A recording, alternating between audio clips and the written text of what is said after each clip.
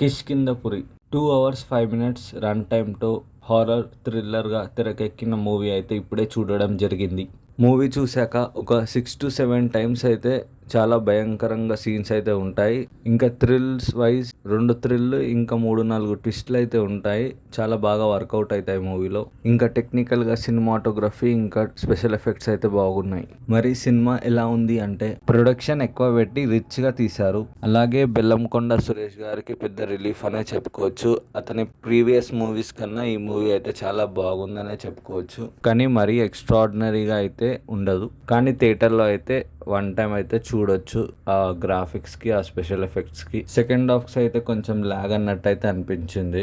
ఆ flash back వచ్చే scenes అయితే అంత కన్విన్సింగ్గా అనిపించలేదు. ఇంకా సెకండ్ హాఫ్కి అయితే మరీ అంత ఎంగేజింగ్గా లేనట్టే లైనప్ లేనట్టే కనిపించింది. స్టోరీ కొత్తగా ఉన్న దెయ్యం సీన్స్ వచ్చేసరికి అయితే రొటీన్ మూవీస్ చూసినట్టే ఉంటుంది. కొన్ని సీన్స్ అయితే చాలా ఇంట్రెస్టింగ్ గా ఉంటుంది. ఎలా అంటే దెయ్యం మన లోపట వాలితే ఎలా ఉంటుందని, హాస్పిటల్లో దెయ్యం సీను, ట్రైన్ డెత్ సీను అంటే సేమ్ సీన్స్ బట్ డిఫరెంట్గా చూపించడం జరిగింది.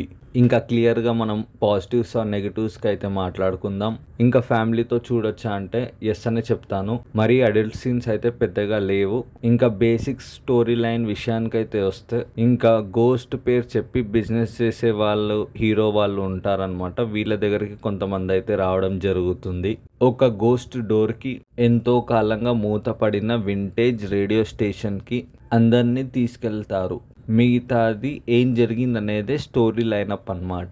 ఇంకా పాజిటివ్ చూసుకున్నట్లయితే హారర్ జోన్ అనేదే పాజిటివ్ అని చెప్పుకోవచ్చు. అండ్ నిజానికి చెప్పుకున్నట్లయితే హారర్ అయితే బాగా పండిందనే చెప్పుకోవచ్చు. ఇంకా థ్రిల్లర్ విషయంలో కొంతవరకు అయితే పనిచేసిందనే చెప్పుకోవచ్చు.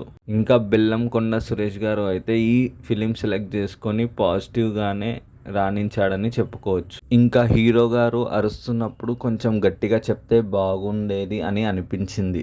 ఇంకా అనుపమ క్యారెక్టర్ అయితే సేమ్ అన్ని మూవీస్ లెక్కనే హీరోతో ఒక హీరోయిన్ ఉండాలి అన్నట్టే ఉంటుంది. కానీ ఉన్నంతలో అనుపమ గారు అయితే బాగా చేశారు. ఫస్ట్ హాఫ్ నుంచి ఇంట్రొడక్షన్ వరకు కొంచెం బాగుంటుంది. దాని తర్వాత ఇంటర్వెల్ వరకు మూవీ అయితే చాలా బాగా ఉంటుంది. సినిమాటోగ్రఫీ ఇంకా స్పెషల్ ఎఫెక్ట్స్ అయితే పాజిటివ్గా ఉన్నాయని చెప్పుకోవచ్చు. చాలా బాగున్నాయి.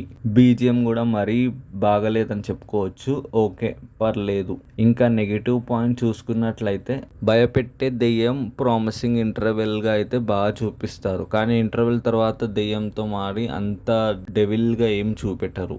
అంటే నిజంగా ఒక దెయ్యం దగ్గరికి వెళ్ళి వీళ్ళే ఇరుక్కుపోవడం, మరి దాంట్లో దెయ్యం ఫ్లాష్ బ్యాక్, ఆ దెయ్యం నుండి ఎలా బయటపడ్డారో ఇది ఎంత సోది అనిపిస్తుంది. మిగతా ఉన్న క్యారెక్టర్స్కి అయితే సెకండ్ హాఫ్లో ఇంపార్టెంట్ ఉండదు. ఇంకా ఫస్ట్ హాఫ్లో ఒక చిన్న పిల్ల వస్తుంది. సెకండ్ హాఫ్లో తనకు చాలా ఇంపార్టెంట్ రోల్స్ ఉంటాయి అనుకుంటే మాత్రం తనని నార్మల్గా తీసేశారు. మళ్ళీ కనిపించదు ఆ పిల్ల సెకండ్ హాఫ్లో. ఇంకా హీరో ఫ్లాష్ బ్యాక్ కూడా పెద్దగా వర్కౌట్ అవ్వలేదు. సో ఫైనల్గా మూవీ వర్డిక్ట్ ఏంటంటే కొన్ని ట్విస్టులు వర్కౌట్ అయ్యాయి, కొన్ని థ్రిల్లర్ పార్ట్స్ వర్కౌట్ అయ్యాయి, అలాగే రేడియో సెటప్ వర్కౌట్ అయింది, కొన్ని ఫ్రెష్ సీన్స్ కూడా వర్కౌట్ అయ్యాయి. కొద్దిగా హారర్ అయితే ఉంటుంది. మరీ ఎక్కువ కూడా ఎక్స్పెక్ట్ చేయకండి. నార్మల్ తెలుగు గోస్ట్ కథ లెక్కనే ఉంటుంది. మరి నెక్స్ట్ సీన్లో ఏమవుతుంది అన్న ఇంట్రెస్టింగ్ అయితే ఉండదు. కానీ మూవీ అయితే చాలా డీసెంట్గా గోస్ట్ థ్రిల్లర్గా అయితే ఉంటుంది. తప్పకుండా థియేటర్లో అయితే చూడండి.